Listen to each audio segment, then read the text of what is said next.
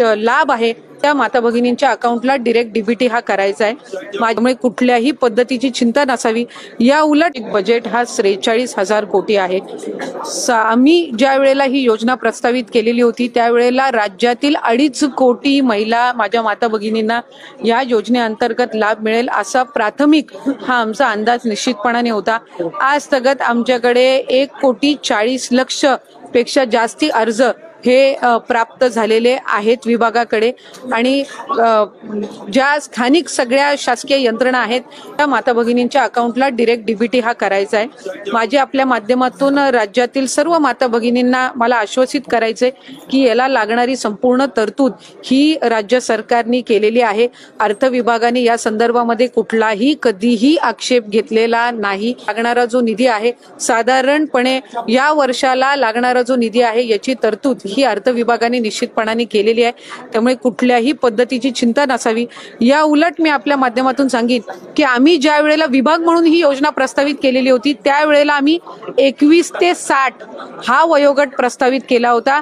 त्याच्यावर ज्या वेळेला अर्थ व नियोजन मंत्री अजितदादांकडे बैठक झाली त्यावेळेला त्यांनी हा 60 वरून 65 करावा अशा सूचना या त्यांनी दिल्या आणि 60 आणि 65 या वयोगटातील जर लाभार्थ्यांची आम्ही संख्या काढली तर ती साधारणपणे 14.5 लाख होते।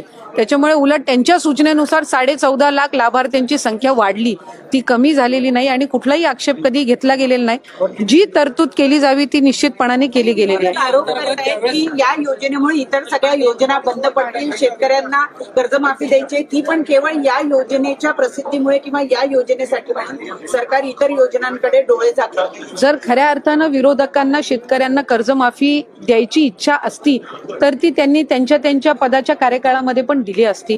आज मुख्यमंत्री माझी लाडकी बहीण योजना असेल, आज मुख्यमंत्री अन्नपूर्णा योजना असेल, युवा प्रशिक्षण योजना असेल किंवा आज शेतकऱ्यांना जी वीज सवलत मिळणार आहे किंवा त्यांना ज्या इतर पीक विमा योजना आहे 1 रुपयामध्ये पीक विमा याला सुद्धा उदंड असा प्रतिसाद मिळत आहे। त्याच्यामुळे आतापर्यंत कुणीही आपण सांगावं की या योजनेमुळे आधीच्या कुठल्या योजना बंद करण्यात आलेल्या आहे असं एकही उदाहरण विरोधकांना देता येणार नाही।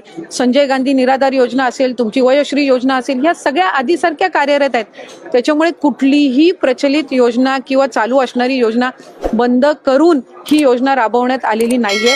उलट ज्या दिवसापासून ही योजना घोषित करण्यात आली तेव्हापासून याच्यावर विरोधकांनी जास्तीत जास्त आक्रमण केले, पण सर्वात जास्ती नोंदणी करायला सुद्धा त्यांचेच मतदारसंघ पुढे येत आहेत, तेच आमदार त्या ठिकाणी सर्वात जास्त नोंदणी करतायत। त्यामुळे एका बाजूला तुम्ही या योजनेवर आता यासोबतच 2100 रुपयाबद्दल देखील अनेक महिलांनी विचारलं की 2100 रुपयांचं काय झालं। राज्य सरकारने आश्वासन दिलं होतं की निवडणुका झाल्यानंतर आम्ही 2100 रुपये देऊ, परंतु अजूनही 1500 रुपयाप्रमाणेच पैसे येत आहेत। 2100 रुपयाचा निर्णय राज्य सरकार कधी घेणार आहे असे देखील अनेक महिलांनी विचारले। तर 2100 रुपयांबद्दल बोलायचं झाल्यास 2100 रुपयाचा निर्णय हा येणाऱ्या अधिवेशनामध्ये घेण्याची दाट शक्यता आहे। हे अधिवेशन 2 मार्च पासून सुरू होत आहे आणि हे अधिवेशनामध्ये दिनांक 10 मार्च रोजी आपले जे अर्थमंत्री अजितदादा पवार आहेत हे आपल्या राज्याचे बजेट मांडणार आहेत। या बजेटमध्ये लाडकी बहीण योजनेच्या 2100 रुपयाचा निर्णय घेतला जाण्याची दाट शक्यता आहे आणि 2100 रुपयाचा निर्णय घेतला गेल्यास तुम्हाला मार्च मध्ये जो हप्ता मिळणार आहे तो 2100 रुपयाप्रमाणे जमा होणार आहे। परंतु यामध्ये असे देखील बोलले जात आहे की जोपर्यंत सर्व तपासणी किंवा सर्व स्तरावरून लाडकी बहीण योजनेची फेर तपासणी होत नाहीये तोपर्यंत 2100 रुपये राज्य सरकार देणार नाही। कारण या योजनेमुळे राज्य सरकारच्या तिजोरीवर देखील मोठ्या प्रमाणावर भर पडत आहे। कारण प्रत्येक महिन्याला पात्र महिलांच्या बँक खात्यावर जवळपास 3400 ते 3500 कोटी रुपयांचा निधी राज्य सरकारला द्यावा लागत आहे। यामध्ये जर 2100 रुपये केल्यास हा निधी वाढून 5000 किंवा 5500 कोटी रुपयापर्यंत देखील जाऊ शकतो। म्हणूनच सर्व पात्र भगिनींची पुन्हा एकदा फेर तपासणी किंवा छाननी सुरू होऊन यामधून ज्या महिला खरोखरच या योजनेचा लाभ घेण्यासाठी पात्र आहेत त्यांनाच केवळ पात्र ठेवण्यात येणार आहे।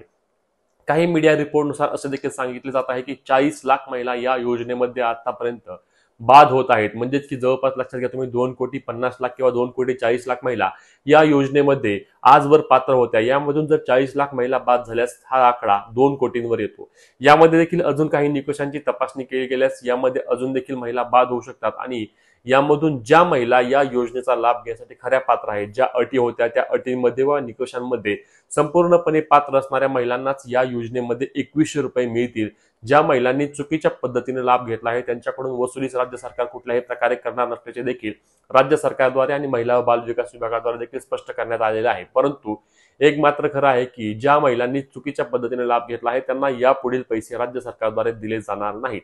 यामध्ये अनेक महिलांनी असं देखील सांगितलं की आम्ही आता इलेक्शनमध्ये मतदान दिलं आहे, मग आमचे मतदान देखील तुम्ही परत द्या। यावर राज्य सरकारने देखील बोलताना सांगितलं की आम्ही तुमच्याकडून हमीपत्र भरून घेतले होते, या हमीपत्रामध्ये या सर्व अटी होत्या, वेगळी कुठलीही अट आम्ही इलेक्शन नंतर टाकलेली नाहीये, त्यामुळे आमच्याकडून लाडक्या बहिणींची कुठल्याही प्रकारची फसवणूक झाली नाहीये किंवा आम्ही लाडकी बहीण योजना बंद देखील करत नाहीये। लाडकी बहीण योजना ही कायमस्वरूपी सुरूच राहणार आहे, परंतु ज्या महिलांनी चुकीच्या पद्धतीने, ज्या भगिनींनी चुकीच्या पद्धतीने लाभ घेतला आहे, ज्या या योजनेच्या लाभासाठी किंवा ज्या महिला खरंच गरजू नाहीयेत त्यांनी लाभ घेतला असल्यास त्यांचा लाभ मात्र बंद करण्यात